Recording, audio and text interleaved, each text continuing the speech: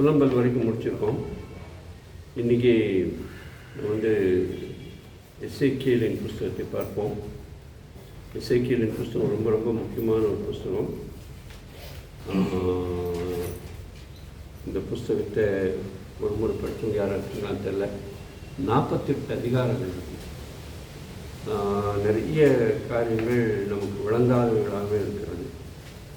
இருந்தாலும் இந்த புத்தகம் ரொம்ப சுவையானது, படிக்க படிக்க நல்ல ருசி கொடுக்கக்கூடியதாக இருக்குது. ஸோ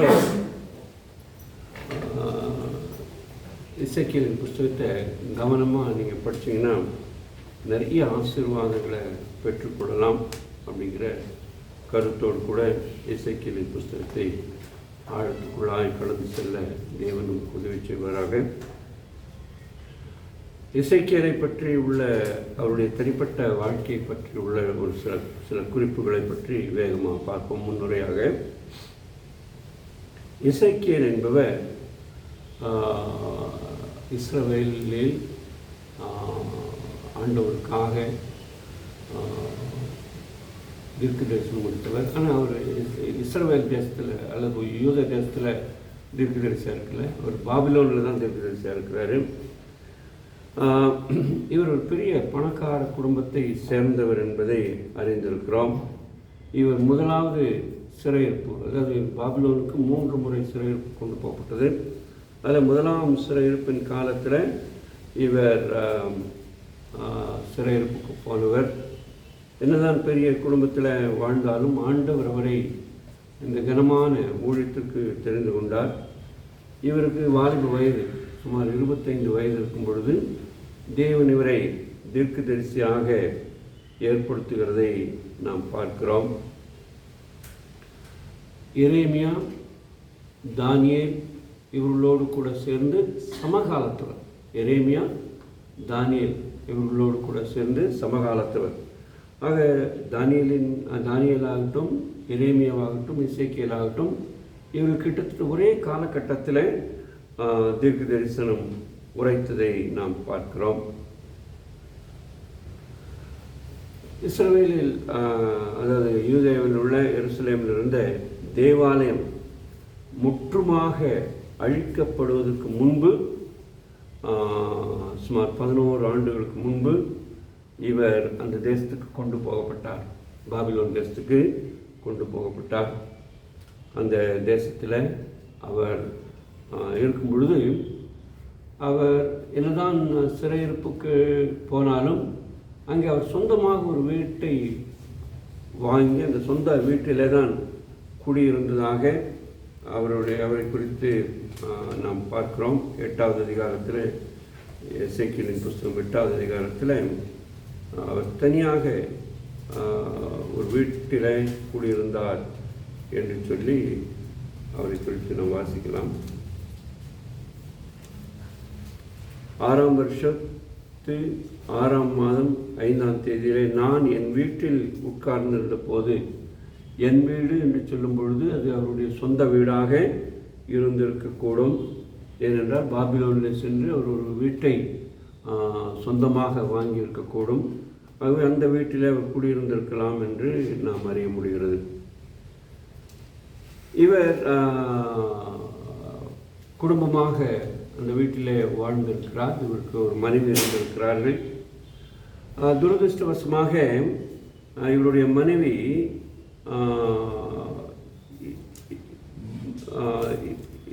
எருசலேம் முற்றுகையிடப்பட்ட 3வது முறை முற்றுகையிடப்பட்ட அந்த காலகட்டத்தில் அவர் மரித்து போகிறார் அல்லது இறந்து போகிறதாக 24வது அதிகாரத்தில் 18வது வாக்கியத்தில் நாம் இப்படியாக வாசிக்கிறோம். விடியற் காலத்தில் நான் என் ஜனங்களோட பேசினேன்.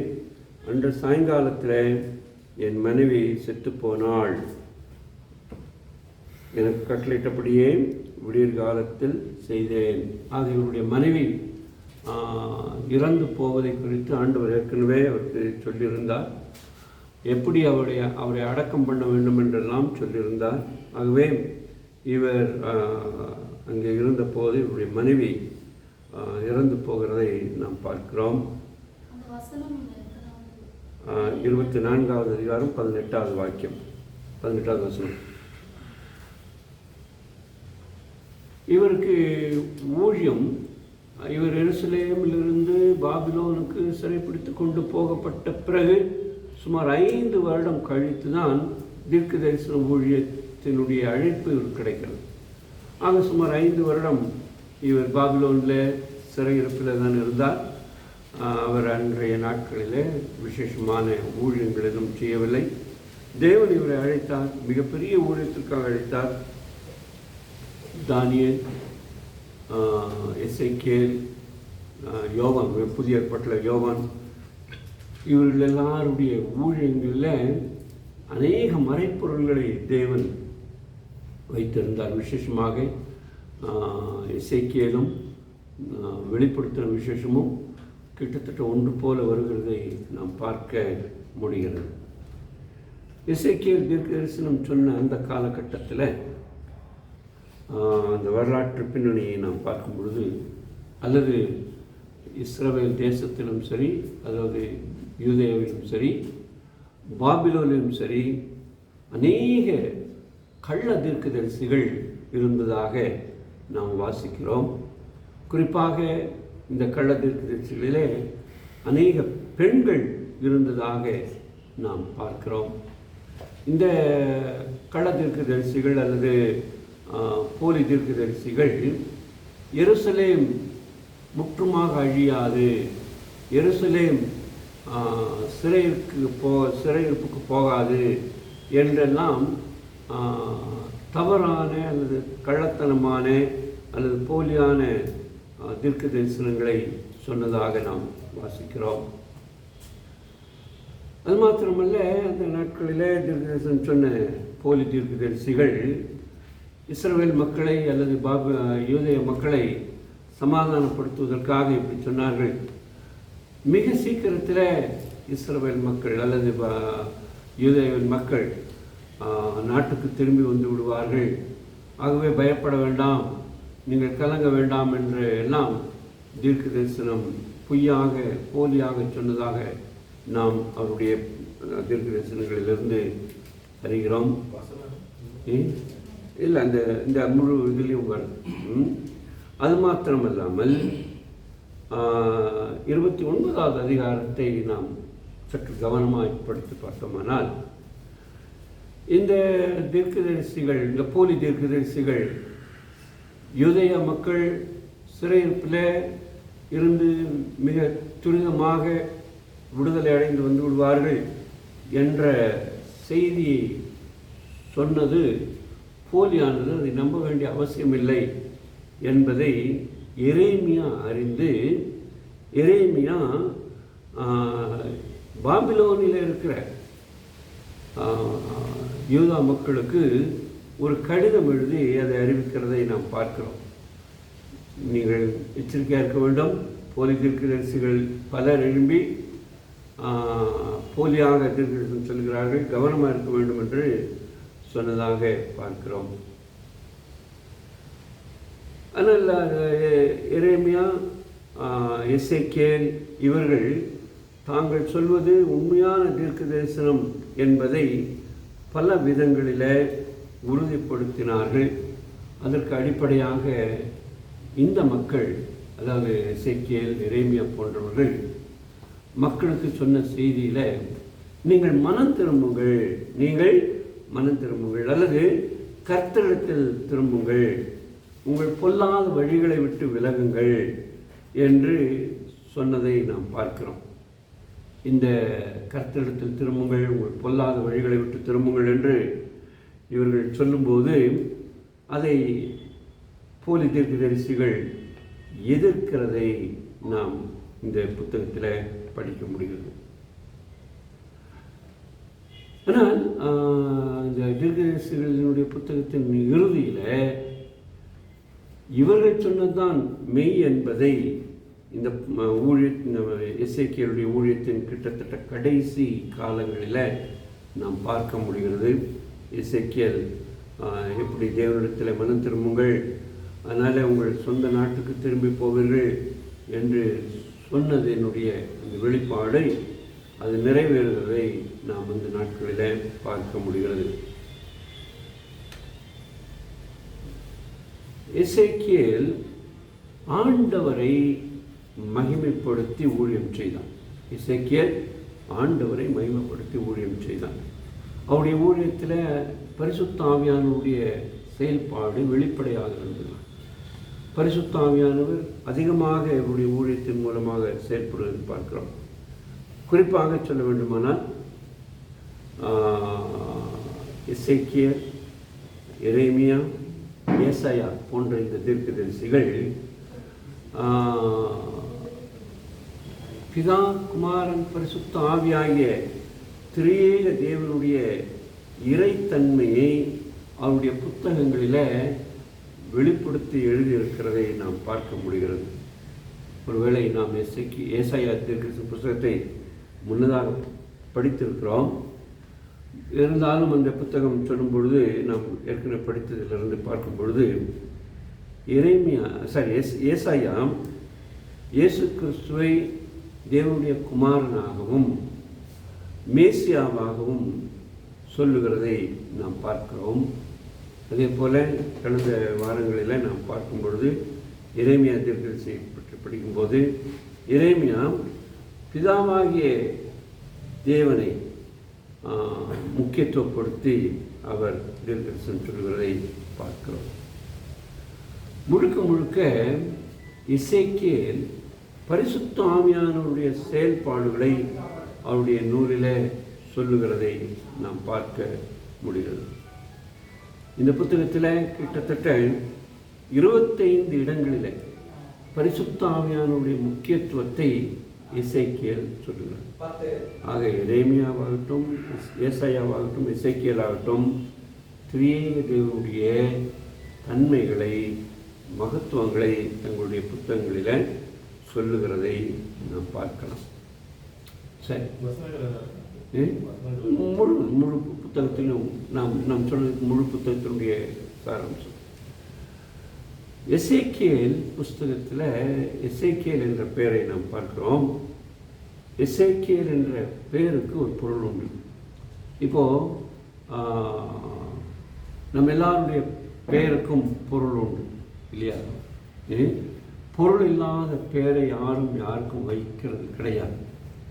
ஆனால் மிக துரதிருஷ்டவசமாக இந்த நாட்களில் பெயர் சூட்டுகிறவர்கள், தங்களுடைய பிள்ளைகள் பெயர் சூட்டுகிறவர்கள் தங்கள் பிள்ளைகளுக்கு பேருடைய பொருள் தெரியாமல், பேருடைய பொருளை தெரியாமல் பெயரை சூட்டுகிறார்கள். ஒருவேளை சினிமாக்காரராக இருக்கலாம், அல்லது கிரிக்கெட்காரராக இருக்கலாம், யாராவது ஒரு முக்கியமான சம்பந்தமே இல்லாத ஒருவருடைய பெயரை சூட்டுவதை நாம் பார்க்கிறோம். அப்படி வேதாகமத்தில் நாம் பார்க்க முடியாது. வேதாகமத்தில் இருக்கிற எல்லா பெயர்களும் ஏதாவது ஒரு விதத்தில் பொருள் சுவை நிறைந்ததாக இருக்கும், பொருள் உள்ளதாக இருக்கும். அந்த பெயருக்கு ஒரு பொருள் இருக்கும். அப்படி நாம் பார்க்கும் பொழுது எசேக்கியேல் என்ற பெயருக்கு தேவன் பலப்படுத்தும் மனிதன் என்பதுதான் எசேக்கியேல் என்ற பெயருக்கு பொருள். எசேக்கியேல் என்ற பெயருக்கு என்ன பொருள்? தேவன் பலப்படுத்தும் மனிதன். ஆக யாரெல்லாம் இன்றைக்கு எசேக்கியேல் என்ற பெயர் வைத்திருக்கிறார்களோ அவர்களை பற்றி நாம் பார்க்கும் பொழுது உடனே என்ன தெரிஞ்சுக்கணும்? இவரை தேவன் பலப்படுத்துவார், இவரை தேவன் பலப்படுத்துவார், இந்த மனிதனை தேவன் பலப்படுத்துவார். சில பேருக்கும் அவருடைய செயல்பாட்டுக்கும் பொருள் இல்லாமல் இருக்கலாம். நாம் அவருடைய அந்த பெயரை கேட்ட உடனே நாம் ஒருவேளை அவருக்காக ஜெபிக்கலாம். தேவனே, இந்த பெயர் இந்த மனிதன் தன்னுடைய பெயரோடு வைத்திருக்கிறார். ஆகவே இந்த பெயரினுடைய அர்த்தத்தின்படி இவரை நீ பலப்படுத்தி இவர் உண்மை அறியும்படி கிருபை செய்யும் என்று சொல்லி ஜெபிக்கலாம். அல்லது ஏற்கனவே நல்ல கிறிஸ்துவராக இருப்பாரானால், ஆண்டவரே, இந்த மனிதன் நீர் இவரை பலப்படுத்துகிறீர்கள் என்று அறிந்து கொள்ளத்தக்கதாக நீர் உதவி செய்யும் என்று அப்படி நாம் ஜெபிக்க முடியும். ஆக எசேக்கியேல் என்ற பெயருக்கு என்ன பொருள்? தேவன் பலப்படுத்துகிற மனிதன். தேவன் இன்னைக்கு தேவன் நம்மை பலப்படுத்துகிறாரா இல்லையா? நமக்கு வேற என்னென்ன பேர் இருந்தாலும் தேவன் பலப்படுத்துவாரா இல்லையா? ஏன்னா நமக்கு அதுதான் வாக்குத்தத்தம். உன் பலவீனத்தில் என் பலன் பூரணமாய் விளங்கும். ஆக எசேக்கியேலுக்கு சொல்லப்பட்ட இந்த பேருடைய பொருளை காட்டிலும் நமக்கு வாக்குத்தத்தமாக இதை பலப்படுத்துகிற கிருபை கொடுக்கப்பட்டிருக்கிறது என்பதை நாம் அறிய வேண்டும். ஆக தேவன் தமது பரிசுத்த ஆவியானவருடைய ஒத்தாசையினாலே எசேக்கியேலை பலப்படுத்தினார்.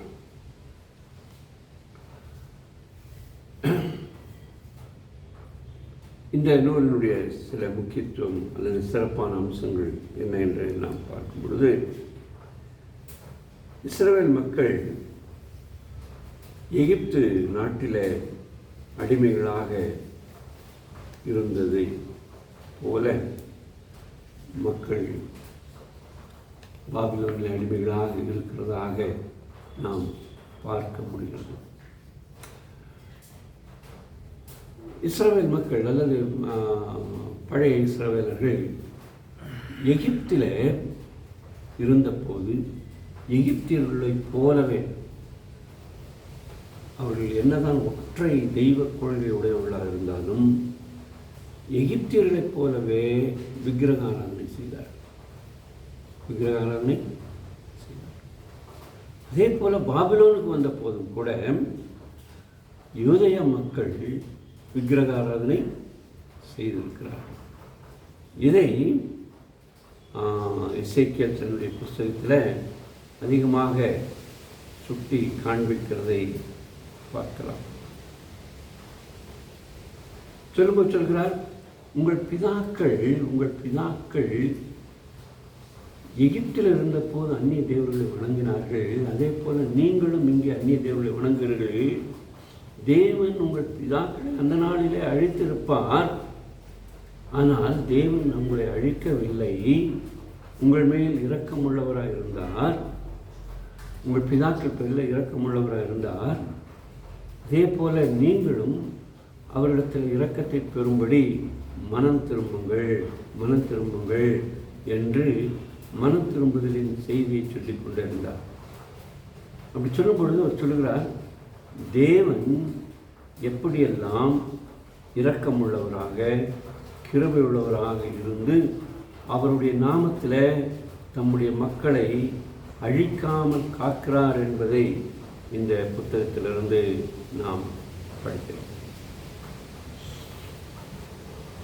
இன்றைக்கும் இஸ்ரவேலர்களை முற்றுமுடி அழிக்காமல் தேவன் ஒருவர் தான் அவர்களை காக்கிறார். இஸ்ரவேல் மக்கள் அடிக்கடி கடவுளை விட்டு பிரிந்து போனார்கள்.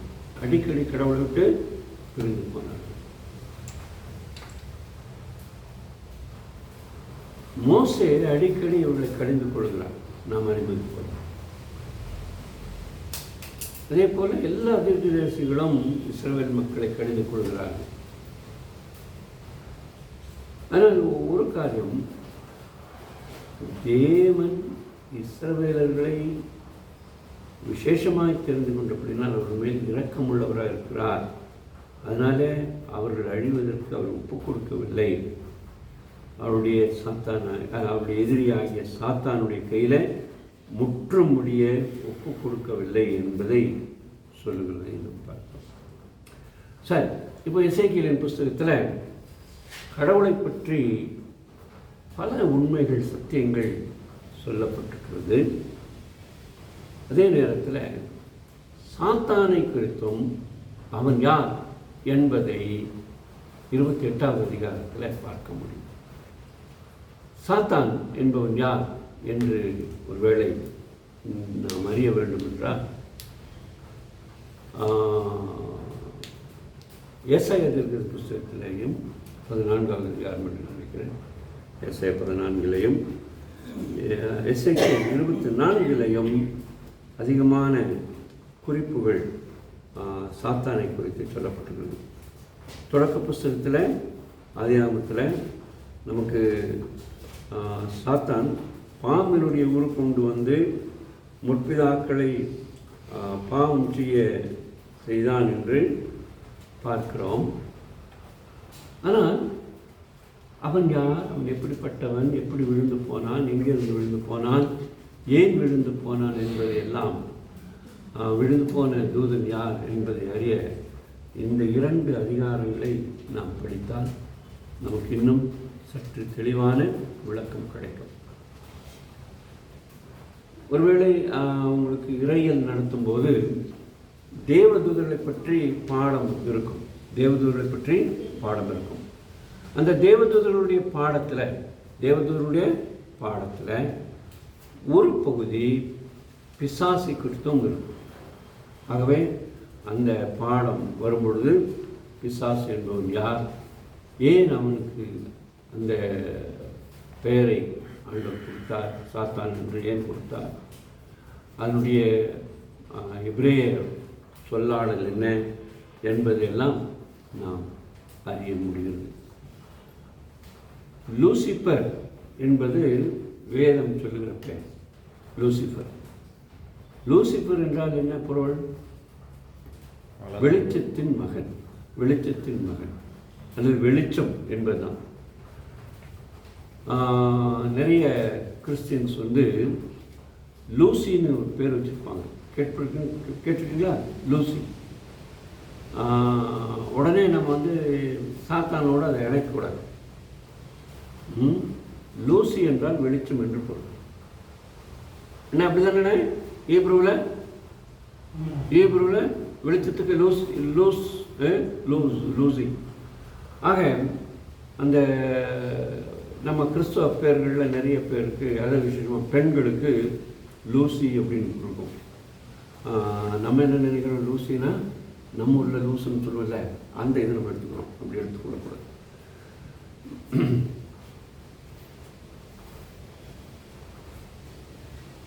இந்த புத்தகத்தில் தேவன் ஒரு புதிய தேவாலயத்தை கட்டப்போகிறதை குறித்த ஒரு தெளிவான படம் இந்த புத்தகத்தில் வருகிறதை நாம் பார்க்க முடிகிறது. 40வது அதிகாரத்திலிருந்து 42வது அதிகாரம் வரைக்கும் சாத்தான் தள்ளப்பட்டான். ஆனால் அதே நேரத்தில் தேவன் வாசம் பண்ணுவதற்கு ஒரு புதிய தேவாலயத்தை கட்டுகிறார். புது தேவாலயம், புதிய வானம், புதிய பூமி என்பது போல புதிய தேவாலயத்தை பற்றிய குறிப்புகளை நாம் பார்க்க முடியும். அதே போல தேவாலயத்திலிருந்து ஒரு புதிய நதி உண்டாய் வருவதையும் குறித்து இந்த புத்தகத்தில் 47வது அதிகாரத்தில் சில குறிப்புகள் வருகிறதை நாம் பார்க்க முடிகிறது. இந்த 40வது அதிகாரத்திலிருந்து 42வது அதிகாரத்தை படித்துவிட்டு 47வது அதிகாரத்தை படித்தால் இன்னும் சிறப்பாக இருக்கும். ஆகவே இந்த கருத்தை செய்யுங்கள். நான் முன்னதாக சொன்னது போல நிறைய பேருக்கு இந்த புஸ்தகம் பிடிக்காது.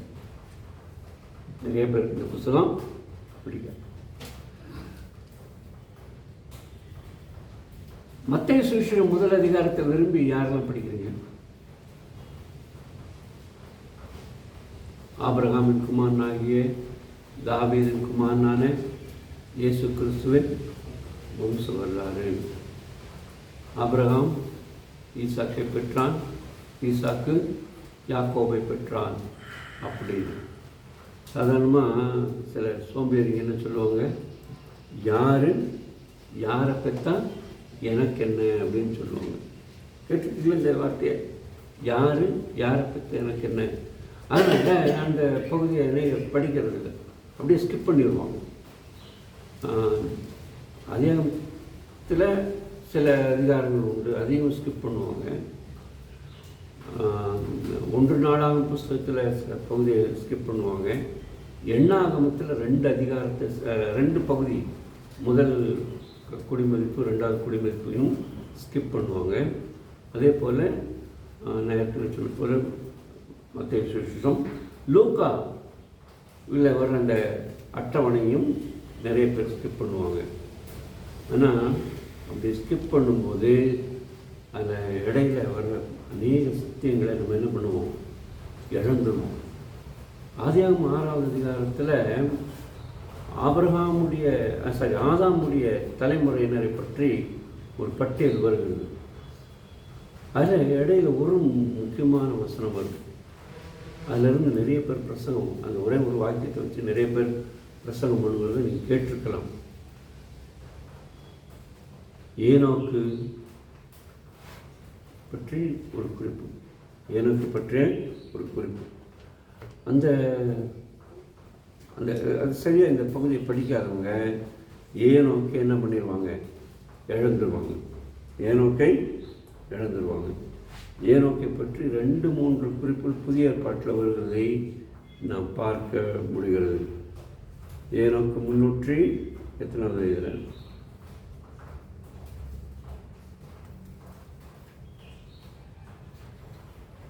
5வது அதிகாரம் இல்லை, 5வது அதிகாரம், ஆதியாகமம் 5வது அதிகாரம்.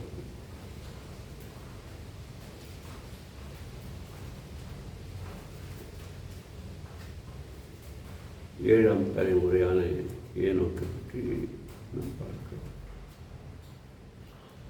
ஏனோக்கு 65 வயதான போது மெத்துசாலாவை பெற்றான். இந்த பேரெல்லாம் ரொம்ப ரொம்ப முக்கியம். இந்த பேருக்கு இருக்கிற பொருளை ரொம்ப முக்கியம். இப்போ நம்ம அதை தியானிக்க போகிறது கிடையாது. அதில் அந்த அதே ரொம்ப சுவையாக இருக்கும்.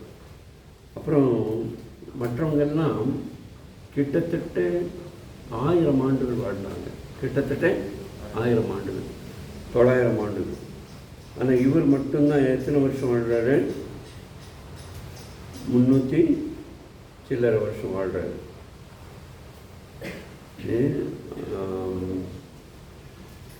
அது மாத்திரமல்ல, இவன் தேவனோடு சஞ்சரித்தான். ஆங்கில வேதாகமத்தில் தேவனோடு நடந்தான் என்று வார்த்தை சொல்லப்பட்டிருக்கு. He walked with God. So இந்த அருமையான மனிதனுடைய வாழ்வை இந்த பகுதிகளை நாம் படிக்க மறக்கும்போது அல்லது மறுக்கும்போது இந்த உன்னதமான சத்தியங்களை நாம் இழந்து போவதற்கு வாய்ப்புண்டு. ஆகவே வேதாகமத்தினுடைய எல்லா பகுதிகளையும் கவனமாக நிறுத்தி திருத்தி வாசிப்பது அவசியம். வாசிப்பது மிக மிக அவசியம்.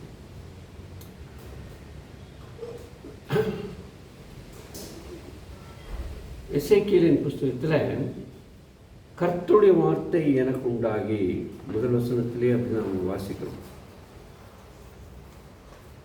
எசேக்கியேல் 1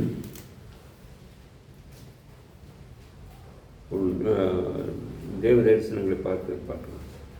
30ஆம் வருஷம் 4ஆம் மாதம் 5ஆம் தேதியிலே எசேக்கியேல் 1:1 நான் கேபார் நதி அண்டையிலே சிறைப்பட்டவர்கள் நடுவிலே இருக்கும்போது சம்பவித்தது என்னவென்றால், வானங்கள் திறக்கப்பட நான் தேவ தரிசனங்களை கண்டேன் அப்படின்னு சொல்லிட்டு வர்றாரு. கர்த்தருடைய கரம் அவர் மேல் இருக்கிறதை கண்டார். தேவன் அவரோடு பேசுகிறதை இந்த பகுதியில் நாம் பார்க்க முடிகிறது. தேவ தரிசனத்தோடு இந்த புத்தகம் தொடங்குகிறதை நாம் பார்க்க முடிகிறது. இதில் ஒரு முக்கியமான வசனம் சொல்லப்பட்டிருக்கிறது. கர்த்தருடைய வார்த்தை எனக்கு உண்டாகி. இந்த கர்த்தருடைய வார்த்தை எனக்கு உண்டாகிங்கிற அந்த சொல்லாடல் இருக்கு இல்லையா, அந்த ஃப்ரேஸ், அந்த வாக்கியம் எசேக்கியேல் புஸ்தகம் முழுவதிலையும் சுமார் 49 முறை வருகிறது. ஆக அந்த அளவுக்கு கர்த்தருடைய வார்த்தையினுடைய முக்கியத்துவத்தை இந்த புத்தகம் நமக்கு சொல்கிறது. அதே போல் இந்த புத்தகத்தை நீங்கள் தொடர்ந்து படிக்கும்போது கர்த்தருடைய மகிமையை பற்றி நிறைய காரியங்கள் இந்த புத்தகம் நமக்கு சொல்கிறது. கர்த்தருடைய மகிமை, இந்த கர்த்தருடைய மகிமை என்ற அந்த சொல்லாடல் இருக்கு இல்லையா, இது சுமார் 14 முறை முதல் அதிகாரங்களில் மட்டும் முதல் 11 அதிகாரங்களில் முதல் 1ஆவது அதிகாரத்திலிருந்து 11 அதிகாரம் வரைக்கும் உள்ள அந்த 11 அதிகாரத்தில் 14 முறை வருது. ஆக ஒரு அதிகாரத்துக்கு ஒரு முறை என்ற விதத்தில் கர்த்தருடைய மகிமை என்ற சொல்லாடல் 14 முறை வருகிறதை நாம் பார்க்கிறோம். இந்த புத்தகத்தில் ஆசரிப்பு கூடாரத்தை பார்க்க முடிகிறது, தேவாலயத்தை பார்க்க முடிகிறது. இந்த ஆசரிப்பு கூடாரத்திலும் தேவனுடைய ஆலயத்திலும் உள்ள மகா பரிசுத்த ஸ்தலத்தில் ஆண்டவர் கேருபீன்கள் நடுவில் இருப்பது போன்ற ஒரு காட்சியை இந்த புத்தகங்கள் முழுவதும் படிக்க முடிகிறது. ஆண்டவர் அந்த கேருபீன் நடுவில் இருப்பதை கர்த்தருடைய மகிமை என்ற வார்த்தை சொல்லுகிறதை பார்க்கிறோம். மிக விசேஷமாக கர்த்தருடைய மகிமை தேவாலயத்தில் தங்காமல் தேவாலயத்தை விட்டு விலகி போனதை பற்றி 9வது அதிகாரத்தில் நாம் பார்க்க முடிகிறது. 10வது அதிகாரத்தில் இன்னும் சில அடிப்படையான குறிப்புகளை நாம் பார்க்கலாம். 10வது அதிகாரத்தை ஒருவேளை நாம் பார்க்கும் பொழுது உடன்படிக்கை பெட்டி கேருபீன்களுக்கு மேலாக இருக்கிறதையும் அந்த சக்கரங்கள் தேவதூதர்களும் சக்கரங்கள் அந்த சக்கரங்கள் மீது இந்த தேவனுடைய பெட்டி ஒரு சிங்காசனம் போல அமைக்கப்படுவதையும் அந்த சிங்காசனத்தில் தேவன் ராஜாவாக அமர்ந்திருப்பதையும் அந்த சக்கரங்கள் சுழன்று ஓடும்போது இந்த தேவனுடைய சிங்காசனமும் அதனோடு இணைந்து போகும்போது இது ஒரு ராஜா தன்னுடைய ரதத்தில் ஏறி போவது போன்ற ஒரு காட்சியை நமக்கு காண்பிக்கிறதாக இருந்தது.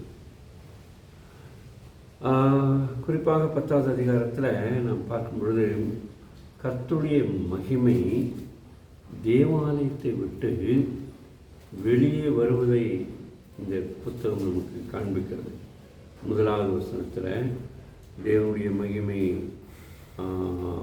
தேவாலயத்தை விட்டு தேவனுடைய பிரசன்னம் தேவாலயத்தை விட்டு வெளியேறுகிறதை நாம் பார்க்க முடிகிறது.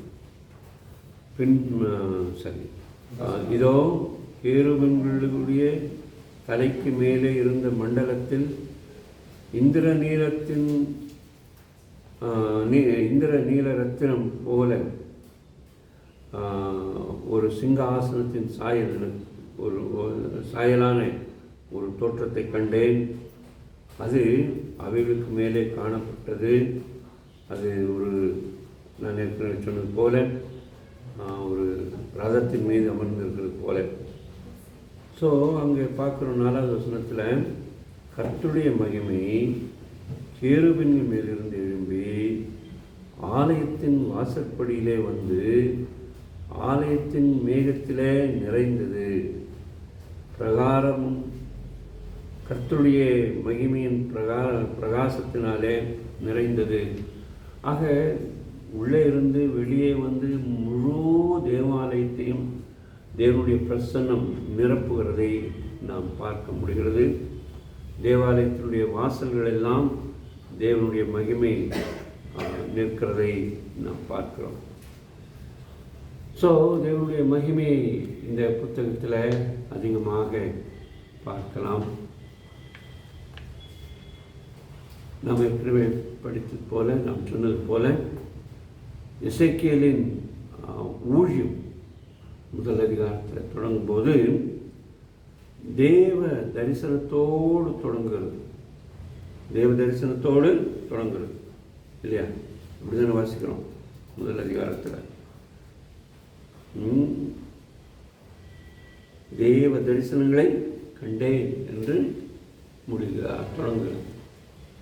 அது பிற்காலத்தில் தேவ தரிசனத்தோடு முடிவடைகிறதை நாம் பார்க்க முடிகிறது.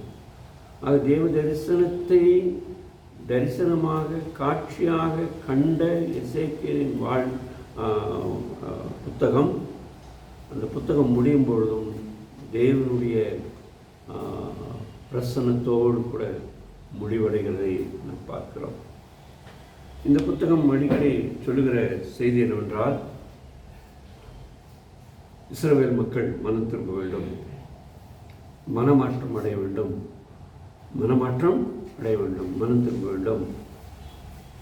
அவர்கள் மனம் திரும்பி கர்த்தரிடத்திலே வந்தால் கர்த்தர் அவர்களை சேர்த்துக் கொள்வார். கர்த்தரிடத்தில் பட்சபாதம் இல்லை, பாரபட்சம் கிடையாது என்பதை இந்த புத்தகம் அடிக்கோடிட்டு. சரி, இந்த புத்தகத்தை வேகமாக நாம் பார்க்கலாம். முதலாவது, இந்த புத்தகத்தினுடைய தொடக்கம் நான் ஏற்கனவே சொன்னது போல தேவ தரிசனத்தோடு தொடங்குகிறது. முதலாவது அதிகாரத்தில் தேவகுமாரன் சிங்காசனத்தின் மேல் அமர்ந்திருக்கிறதை 1:3 நாம் பார்க்க முடிகிறது. அதற்கு பிறகு 2வது அதிகாரத்தில் தேவன் எசேக்கியேலை தரிசனத்தில் ஒரு இடம் விட்டு ஒரு இடம் கூட்டிக் கொண்டு போகிறதை நாம் பார்க்க முடிகிறது. அதாவது எசேக்கியேலை தேவ ஆவியானவர் காலூன்றி நிற்கும்படி செய்கிறதை பார்க்க முடிகிறது. இந்த புத்தகத்தில் ரொம்ப சுவையான ஒரு பகுதி 31வது அதிகாரம். அங்கே எசேக்கியேலுக்கு தேவன் ஒரு புஸ்தக சுருளை கொடுக்கிறார். 31வது அதிகாரம் பாருங்களேன். அந்த புஸ்தக சுருளை கொடுத்து அதை சாப்பிடும்படி செய்கிறதை பார்க்கிறோம். புசிக்கும்படி பாருங்களேன். 11ஆம் வருடம் 3ஆம் மாதம் 4ஆம் தேதியிலே கர்த்தருடைய வார்த்தை எனக்கு உண்டாகி, மனுபுத்திரனே, எகிப்தின் ராஜாவாகிய பார்வோனோடும் அவனுடைய திரளான ஜனங்களோடும் நீ சொல்ல வேண்டியது என்னவென்றால், உன் மகத்துவத்தினாலே யாருக்கு ஒப்பாக இருக்கிறாய் என்ற கேள்வியோடு தொடங்கி அங்கே பார்க்கிறோம். அவருக்கு ஒரு புத்தகம் கொடுக்கப்படுகிறதை பார்க்கிறோம். 12வது வசனத்தில் நினைக்கிறேன், முதல் 3வது வசனத்தில். அப்போ அந்த புத்தக சூழலை அவர் கொடுக்கும் பொழுது அவர் அதை புசிக்கிறார். அது அவருடைய வாய்க்கு சுவையாகவும் வயிற்றுக்கு கசப்பாகவும் இருந்ததாக இந்த புத்தக சூழலை பார்க்கிறோம். அதாவது அதை படிக்கும்படியாக சொல்லுகிறதை பார்க்கிறோம். புத்தகத்தை வாயில கொடுத்தார் என்றால் அதை படிக்கும்படியாக சொல்லுகிறார். கர்த்தருடைய வார்த்தையை படிக்கும்படியாக சொல்லுகிறார்.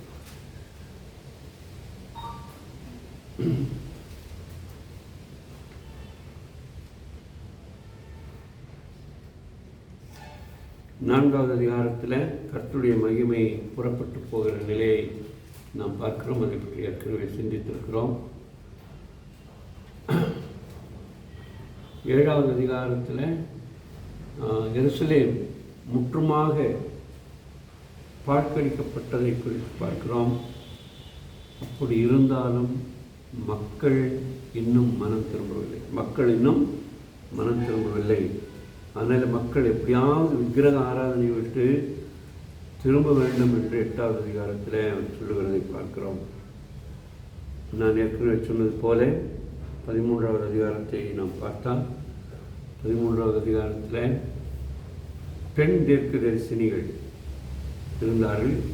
அதாவது கள்ள தீர்க்கதரிசிகளாக பெண் தீர்க்கதரிசிகள் இருந்ததை நாம் பார்க்க முடிகிறது.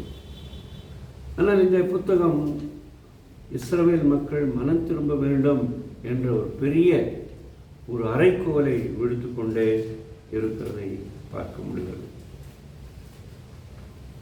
கர்த்தருடைய மகிமை இஸ்ரவேல் நாட்டை சுற்றிலும் இருந்த மக்கள் மத்தியில் பிரகாசமாக இருக்க வேண்டும் என்பதை இந்த புத்தகம் திரும்ப சொல்கிறது. இஸ்ரவேலை சுற்றி கிட்டத்தட்ட 7 நாடுகள் அல்லது தேசங்கள் இருந்தன.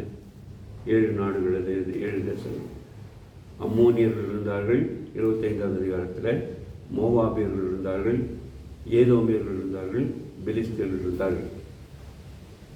இப்போது பெலிஸ்தியா என்ற பெயரில் உள்ளவர்கள் மட்டும்தான் அறியப்படுகிறார்கள் இன்றைக்கு. மற்றவர்கள் எல்லாம் அறியப்படவில்லை. அவர்களெல்லாம் இருக்கிறார்களா இல்லையா? பெலிஸ்தியர்கள், அம்மோனியர்கள் எல்லாம் இருக்கிறாங்களா இல்லையா? இருக்காங்களா இல்லையா? ஏன் இருக்கலாம். அவளெல்லாம் முகமதியர்களாக மாறிட்டாங்க. முகமதியர்களாக மாறிட்டாங்க. அதனால் அவங்க இன்னார் என்று நம்ம சொல்ல இயலாத ஒரு சூழல் வந்துடுச்சு. 25வது அதிகாரத்தில் அந்த நாட்களில் இருந்த அம்மோனியர்கள், மோவாபியர்கள், ஏதோமியர்கள், பெலிஸ்தியர்களை பற்றி படிக்கலாம். 26வது அதிகாரத்துக்கு வரும்பொழுது 26வது அதிகாரத்தில் தீர்வை குறித்து பார்க்கலாம். தீரு ராஜாவுக்கு எதிராக தீர்க்கதரிசனம் சொல்லப்படுகிறது பார்க்கலாம். 29வது அதிகாரத்தில் 6வதாக எகிப்து நாட்டை குறித்து பார்க்கலாம். 31வது அதிகாரத்தில் அசீரிய நாட்டை பற்றி படிக்கலாம்.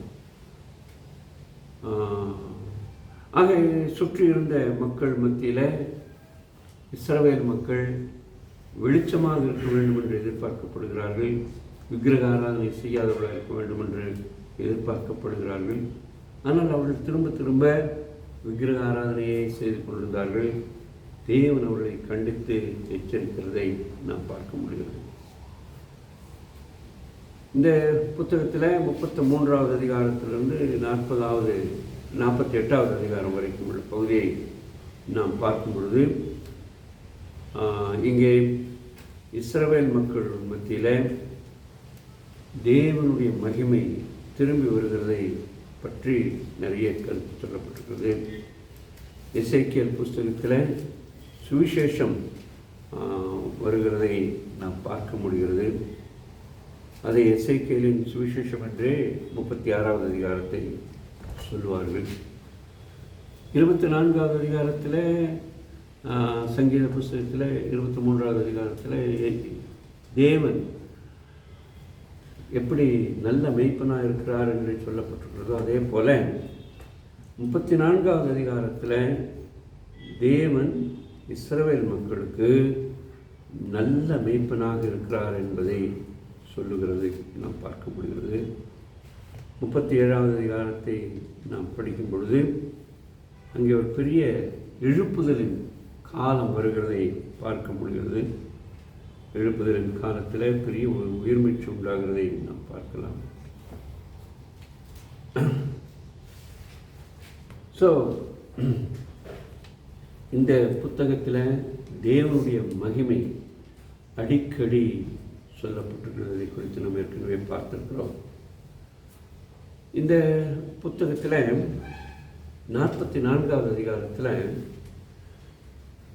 ஒரு அதிபதியை பற்றி படிக்கலாம். அவர் யார் என்று சொல்லப்படவில்லை, ஆனால் ஒரு அதிபதியை பற்றி படிக்க முடிகிறது. அந்த அதிபதி எருசலேமை பங்கிட அழைக்கப்படுகிறார். அவர் எப்படி பங்கிடுகிறார் என்பதை குறித்து 45, 46 அதிகாரங்களில் அவர் செம்மையாக பங்கிட்டு கொடுக்கிறதை நாம் பார்க்க முடிகிறது.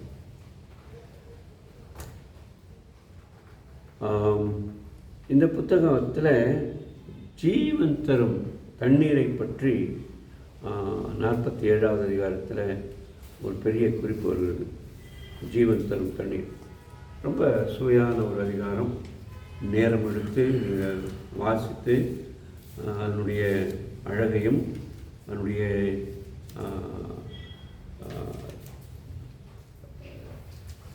காரியங்களை நீங்கள் படித்து தெரிந்து கொள்ளும்படி உங்களை உற்சாகப்படுத்துகிறேன். ஆலயத்திலிருந்து ஓடுகின்ற ஜீவ தண்ணீரை குறித்து 47வது அதிகாரம் சொல்லுகிறது. ரொம்ப சுவையான ஒரு அதிகாரம். நேரம் எடுத்து இந்த அதிகாரத்தை படித்து பாருங்கள். இதை பரிசுத்த ஆவியானவருக்கு ஒப்பிட்டு சொல்வார்கள்.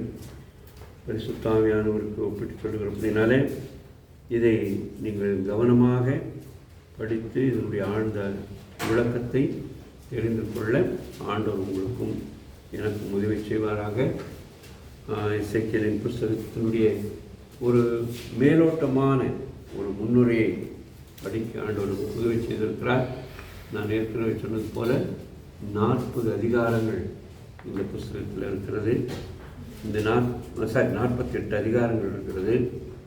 அதோடு கூட எத்தனை வசனங்கள்?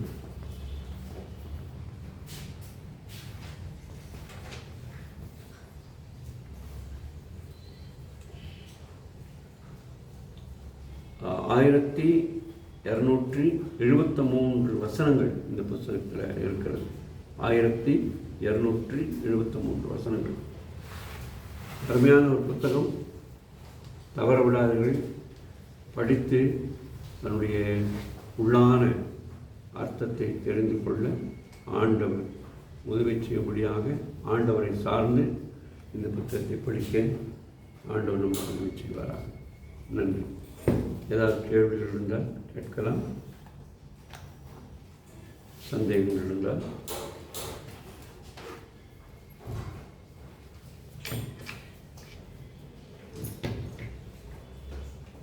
சந்தேகம் இல்லையா? நமக்கு ரெக்கார்ட் பண்ணப்பட்ட செய்திகளை நீங்கள் படித்து கேட்டு வேறு ஏதாவது கேள்விகள் வினாக்கள் இருந்தால் எனக்கு நீங்கள் தொடர்பு கொண்டீங்கன்னா அதை கொஞ்சம் கூட விளக்கி சொல்கிறதுக்கு வாய்ப்பு இருக்கும். ஜெபம் பண்ணுவோம். யாராவது ஒருவர்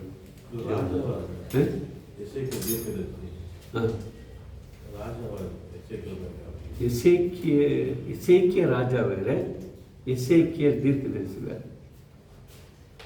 இசைக்கிய ராஜா நாளாகமத்தின் ஒரு ராஜாக்களின் புத்தகத்தில் வாசிக்கிறோம். அவர் யூதாவில் உள்ள முக்கியமான ஒரு ராஜா. இவர் எசேக்கியா சிறையிருப்பின் காலத்தில். யாரோ ஒருத்தர் ஜெபம் பண்ணுங்களேன். சோதர ஆண்டவரே, சோதர எங்கள் தாவே, நன்றியோடு நாங்கள் உண்மை சுதிக்கிறோம். சோதரிக்கிற எங்கள் தாவே, எங்களை